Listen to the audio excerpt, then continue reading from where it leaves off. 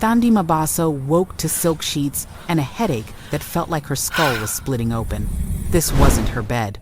This wasn't her apartment. And she was wearing nothing but an oversized men's dress shirt that smelled like expensive cologne and danger. She sat up slowly, the room spinning. Floor-to-ceiling windows overlooking Seoul. Minimalist furniture that screamed money. And beside her, a man, watching her with dark, unreadable eyes. He was beautiful in a way that made her breath catch. A body that looked carved from stone. Tattoos covering his arms, his chest, disappearing beneath the waistband of his pants. Each one intricate, deliberate, telling stories she couldn't read. "Good morning, wife," he said, his voice rough like he'd been awake for hours. Thandi looked down at her left hand. Diamond ring. Massive. Blinding in the morning light. Her heart stopped. What did you don't remember?" Not a question.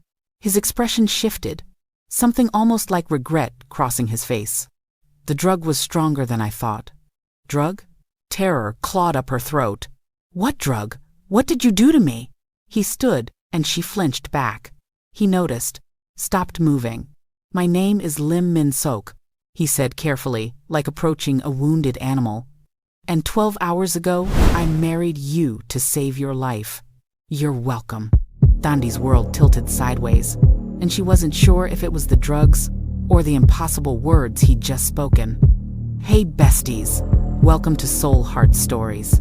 Please kindly show your encouragement by subscribing to this channel. It would mean a whole lot to me. Now, let's get back to it. Because the truth about last night is so much worse and so much more complicated than she could ever imagine. Lim Min-seok was 35 years old and ran 2 empires. By day, he was the CEO of Lim Enterprises, real estate development, luxury hotels, legitimate business that made him one of Seoul's wealthiest men. By night, he controlled the city's eastern district, not through violence, though he was capable of it, but through strategy, connections, and a reputation that made even corrupt politicians nervous. The tattoos covering his body weren't decoration. Each one was a memorial. His sister, his best friend, his mother, every person he failed to save, marked on his skin as permanent reminder of the cost of weakness. He'd built his life on control, on never making mistakes, on protecting what was his through any means necessary. Until last night, when a terrified South African woman stumbled into his club, assassins 3 steps behind her, and Min-seok made the most reckless decision of his life. He married her. "You're lying," Thandi said, her voice shaking. "This is insane. You can't marry someone without their consent." "I can when the alternative is watching you die." Min-seok moved to the nightstand, pulled out a Setter 4i marriage certificate. Official seals. Both their signatures.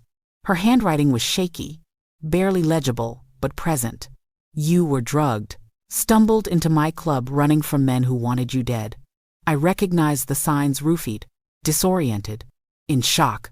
You kept saying someone was trying to kill you."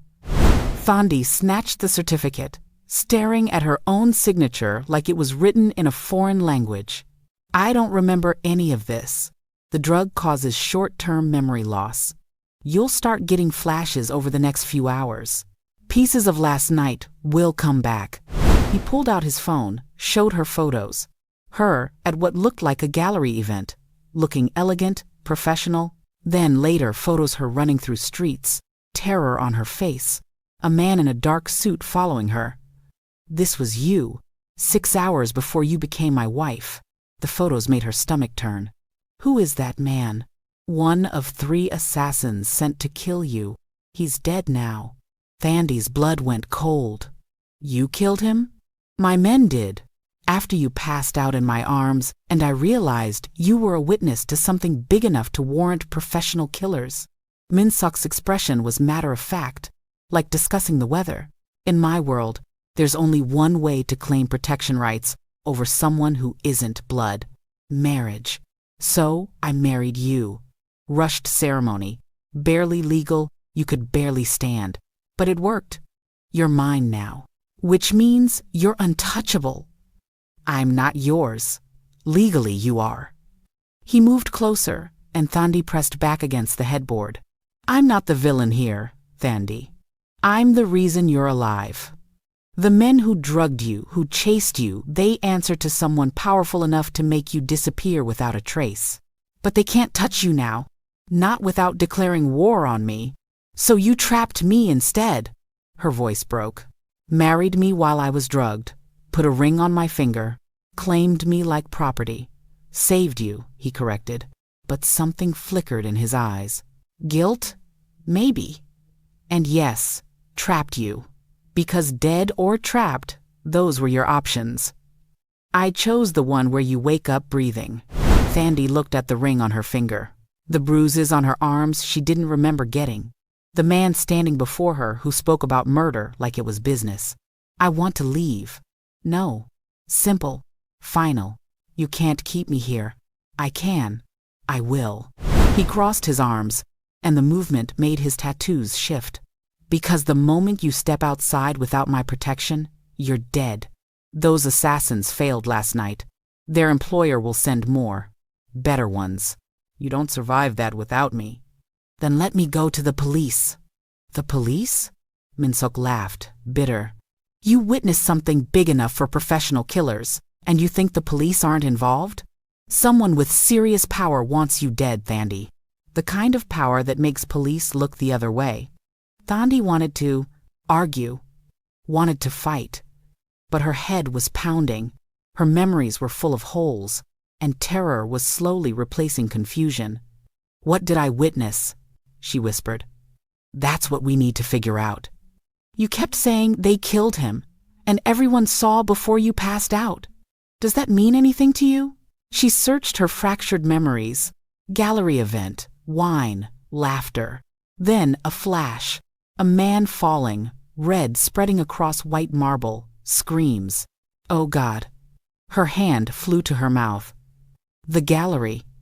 There was someone, was shot. During the opening reception, I saw. The memory was slipping away, like water through fingers.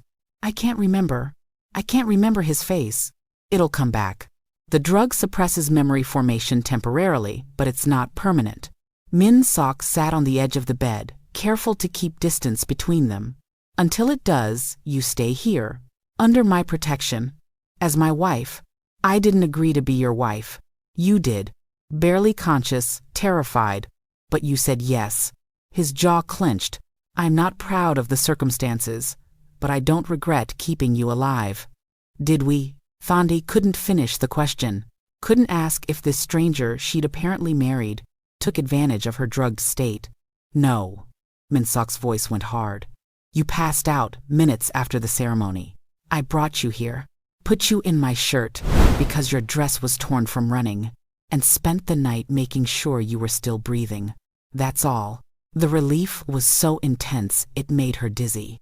I don't believe you. Your body would tell you if I'd touched you. He stood, moved toward the door. There's a bathroom through there. Clothes in the closet that should fit. When you're ready, come downstairs. We need to talk about what happens next. What happens next is I leave. Try it. He turned, and the look on his face made her breath catch. Not threatening. Something worse certain. There are 3 men outside this penthouse whose only job is keeping you alive. They won't let you leave. And if you somehow get past them, you won't make it 2 blocks before someone puts a bullet in you. So get cleaned up, get dressed, and accept that your life as you knew it is over.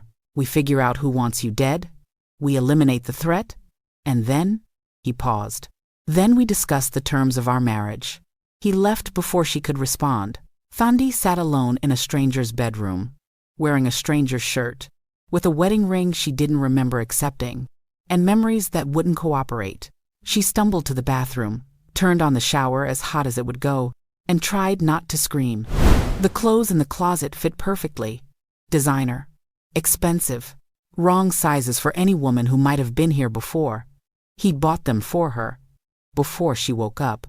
Which meant Thandi pushed the thought away. She couldn't process what it meant that her husband had gone shopping while she was unconscious in his bed. She found him downstairs, in a kitchen that looked like it belonged in magazines. He was making coffee, moving with the ease of someone comfortable in his space. "Cream, no sugar," he said without turning around. "You told me last night, before the drug hit fully. You remember our conversation?" "I remember everything about last night." He handed her the coffee. "I wish you did." Thandi took the cup, hating that he'd gotten her preference right. "Tell me everything, from the beginning." Min-seok leaned against the counter, and she noticed he looked exhausted, like he hadn't slept at all. "You came through the back entrance of my club at 11:47 p.m. Bleeding from your knees, you'd fallen running. Dress torn, makeup smeared. You saw me, and something in your expression." He stopped. "You looked at me like I was salvation. Like you knew I could help." "I don't remember that." "You will."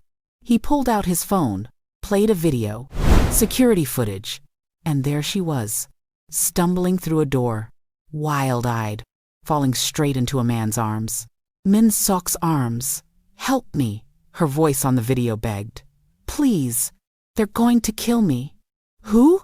Video Min-seok steadied her, his expression sharp, alert. "I don't know. I saw someone die, at the gallery, and then they." Video Thandi swayed dangerously. "Something's wrong. I feel wrong. You've been drugged." His voice went cold with fury. "How long ago?" "I don't. An hour? The wine tasted strange, but She collapsed, and he caught her smoothly. The video ended. "That's when I knew," Min-seok said quietly. "You were a witness to something. Drugged to discredit any testimony. And they sent killers to finish the job. I made a choice: hide you, and hope they didn't find you. Or claim you so publicly they couldn't touch you without consequences. So you married me. So I married you." He met her eyes. "I called my lawyer. Woke up a judge I have history with. Bribed everyone who needed bribing. Got a license issued in under an hour. By 1 a.m., you were my wife." Another memory flash hit Thandi without warning. Standing in an office. A man in robes saying words she couldn't focus on. Min-seok holding her upright with one arm, her hand trembling in his. "Do you take this man?" "Yes." Her voice slurred. "Yes, I need to sit." "Stay with me." Min-seok's voice, urgent. "Just a few more seconds. Stay with me, Thandi." The memory dissolved. "I couldn't stand." Thandi whispered, back in the present. "During the ceremony, you were holding me up. You remember?" Something like relief crossed his face. "What else?" She searched the fog. "Your voice. You kept telling me to stay with you." And another flash. Sitting in a car, his jacket around her shoulders, his hand checking her pulse. "You were scared." I remember thinking, why is he scared? "Because you were barely conscious, and I'd just legally bound you to me, without real consent." His jaw clenched. "Because I was watching you slip away and wondering if I'd made the right choice, or just trapped a dying woman in marriage. But I didn't die." "No, you didn't die." He looked at her, then really looked at her, and Thandi saw something dangerous in his expression. Something that made her pulse quicken for reasons that had nothing to do with fear. "You survived, and now we're married. And I need to figure out how to keep you that way." "Why?" the question burst out. "Why do you care? You don't know me. I'm nobody to you. You're not nobody." He moved closer, and she didn't back away this time. "The woman I watched last week at the Park Gallery opening confident, laughing with collectors, passionate about the art she curated. The woman who stumbled into my club begging for help. The woman who looked at me like I could save her." His hand came up, almost touching her face before he dropped it. "I couldn't save my sister. Couldn't save the people whose names I carry on my skin. But I could save you. So I did. And now I'll protect you until the threat is eliminated. Even if you hate me for it." "I don't hate you." The admission felt dangerous. "I'm terrified of you, of this situation, of not remembering. But I don't hate you. You should." His smile was sad. I'm not a good man, Thandi. I've killed people, ordered deaths, built my empire on things that would horrify you. The only reason I haven't touched you is because I'm barely holding on to the last piece of humanity I have left. But I want to," his voice went rough. "I want to touch you. Want to claim the wife I married in every way that matters. And that desire makes me dangerous to you in ways that have nothing to do with assassins." Thandi's breath caught. "Then why don't you?" "Because you didn't choose me. Simple, final. When you remember everything, when you have all your memories back and can make an informed decision, then we'll talk about what this marriage means. Until then, you're safe from me. From everyone." Before Thandi could respond, the penthouse door burst open. A man rushed in, younger than Min-seok, panicked. "Hyung, we have a problem. They found her car, traced it to the club, and they're asking questions about a marriage license issued last night." Min-seok's expression went cold. "How much time do we have?" "Maybe a day. Maybe less." "Then we move to the safe house. Now." He turned to Thandi. "Pack what you need. We're leaving in 5 minutes. Who found me?" Thandi's voice shook. "Who's asking about the marriage?" Min-seok and his associate exchanged glances. "Your uncle," Min-seok said quietly. "Lee Tae-won, member of the National Assembly, one of Korea's most powerful politicians." The world tilted again. "My uncle? But he wouldn't. He's the one who wants you dead." Min-seok's voice was gentle, delivering the devastating news. "The assassination you witnessed at the gallery? He ordered it. And you're the only witness who could destroy him." The safe house was in the mountains outside Seoul, isolated, heavily guarded, beautiful in a way that felt like another gilded cage. Thandi spent the drive silent, her world rewriting itself with every revelation. Her uncle, her mother's brother, the man who'd helped her get the curator position in Seoul, wanted her dead. "He paid for my apartment," she said numbly, staring out the car window. "Introduced me to collectors, helped me build my career here." "Guilt," Min-seok said from the driver's seat. "Or strategy. Keep his niece close, controlled, where he could monitor her. He didn't expect you to be at that gallery opening. Didn't expect you to witness his hired killer eliminate a political rival. So he drugged me, made me look unreliable if I reported it. Then sent men to finish the job." Yes, the simple confirmation broke something in her. "My own family. Family is often the most dangerous enemy." Min-seok's hands tightened on the steering wheel. "They know exactly where to cut deepest." They arrived at the safe house as the sun set. Inside, the place was stunning traditional Korean architecture mixed with modern luxury. But Thandi barely noticed. "Where do I sleep?" she asked tiredly. "Wherever you want. There are 3 bedrooms. Take your pick." She chose the one farthest from his. Closed the door, lay on the bed fully clothed, and tried to remember. The memories came in waves throughout the night. Flashback, marked only at the start. She'd been at the gallery opening, admiring a collection of contemporary Korean artists. Her uncle was there, schmoozing with collectors. She'd waved to him. He'd nodded back, distracted. Then the man in the suit, walking toward another man, someone she recognized as a opposition party leader. Words exchanged, too quiet to hear. Then, the gun, the shot, the opposition leader dropping, chaos, screaming. Her uncle grabbing her arm. "Thandi, you need to leave. Now. Go home. Don't talk to anyone." But she'd seen his face, seen that he wasn't surprised, that he'd been expecting this. She'd run, grabbed her purse, made it to her car, driven without thinking, survival instinct kicking in. The wine at the gallery, her uncle had handed it to her before the shooting. "Drink this, you look stressed." The drug was already in her system when she started running. End flashback. Thandi woke gasping. The full memory crystallized, sharp and terrible. Her uncle smiled at her while handing her drugged wine. Knowing what was about to happen, making sure she'd be too disoriented to be a reliable witness. She stumbled out of her room, found Min-seok on the deck overlooking the mountains. He turned as she approached, taking in her expression. "You remember? Not a question. All of it." Her voice cracked. "He poisoned me. My own uncle looked me in the eye and poisoned me to cover up murder. Min-seok opened his arms, and Thandi walked into them without thinking. His embrace was solid, warm, safe, in a world that suddenly felt like quicksand. "I've got you," he murmured against her hair. "I've got you, Thandi," she cried against his chest while he held her. And somewhere in her grief and terror, she realized this stranger she'd married felt more like family than the blood relative who'd tried to kill her. Living with Min-seok in the safe house revealed layers she hadn't expected. He cooked surprisingly well, Korean dishes and attempts at South African food that made her laugh when he got the spices wrong. He worked from the house, conducting business with the same cold efficiency he'd shown at the penthouse. But with her, he was patient, gentle, gave her space when she needed it, and stayed close when fear crept in. "Tell me about the tattoos," Thandi said one evening. They were having dinner on the deck, the mountains peaceful around them.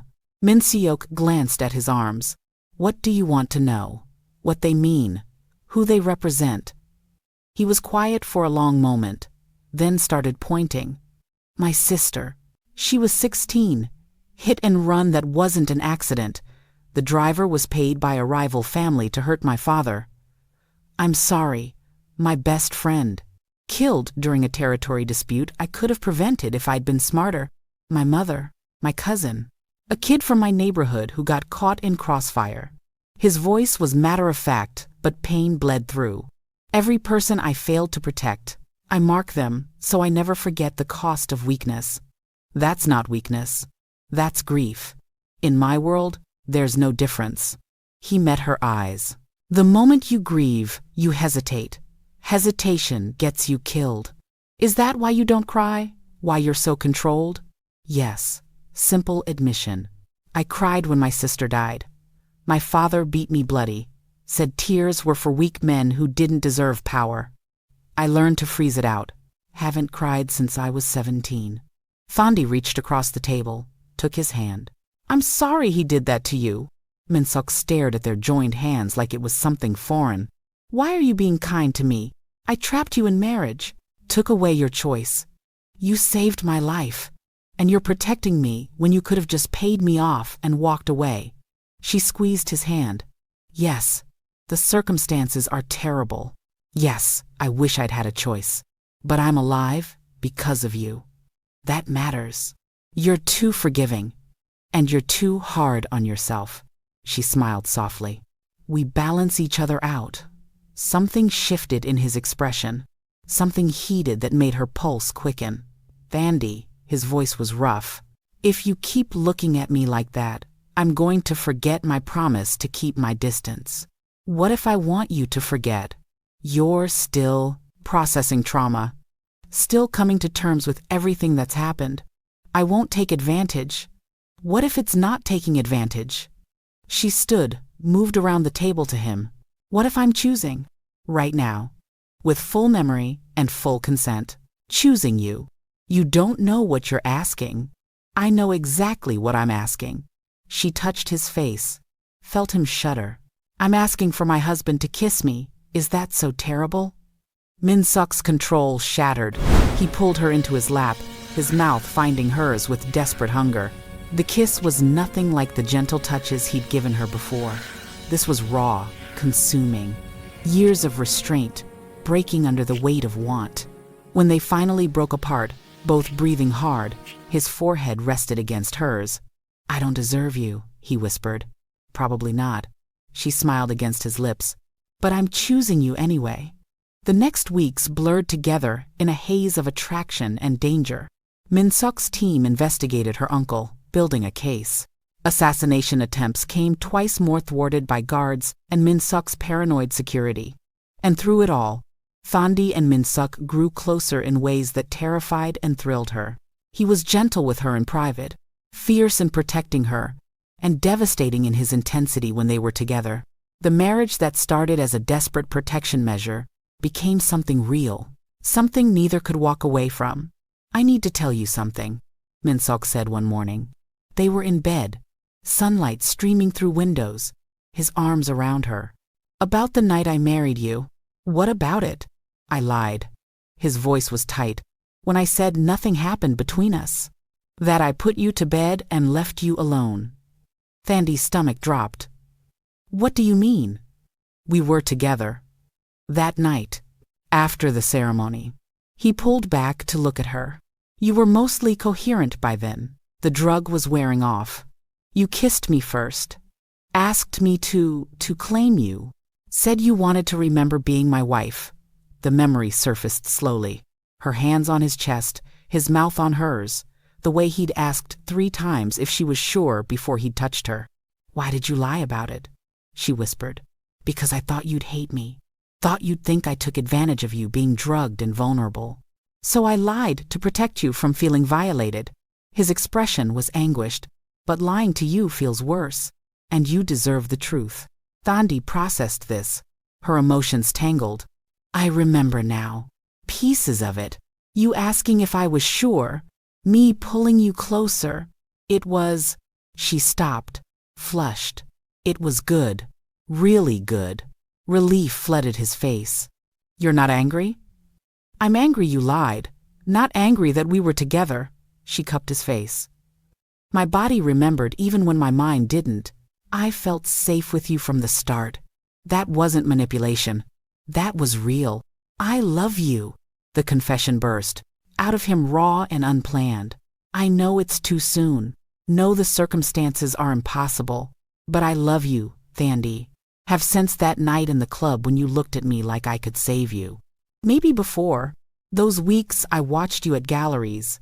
Too much of a coward to approach. I love you. And I'll spend the rest of our marriage proving I'm worthy of you. Thandi felt tears slide down her face. I love you too. My accidental husband, who saved my life and stole my heart. The kiss that followed was soft, full of promise, full of the future they were choosing together. Taking down her uncle required careful strategy. Min-seok used his underworld connections to gather evidence the police couldn't ignore. Thandi recorded her testimony, provided witness statements, became the piece that made the case unshakable. When the arrest finally happened, it was public. Spectacular. A corruption scandal that rocked Korean politics. Her uncle looked at her once during the trial. His expression said, You destroyed our family. Thandi looked back and thought, You destroyed yourself.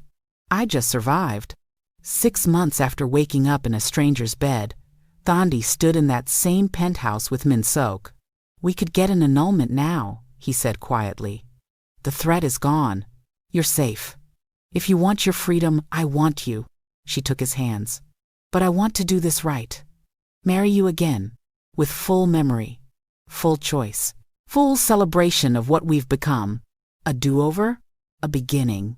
She smiled. The first wedding was survival. This one should be love. They remarried 3 months later. In a small ceremony, her mother flew in from South Africa, crying and laughing and welcoming the son-in-law who'd saved her daughter. Min-seok's few trusted friends attended.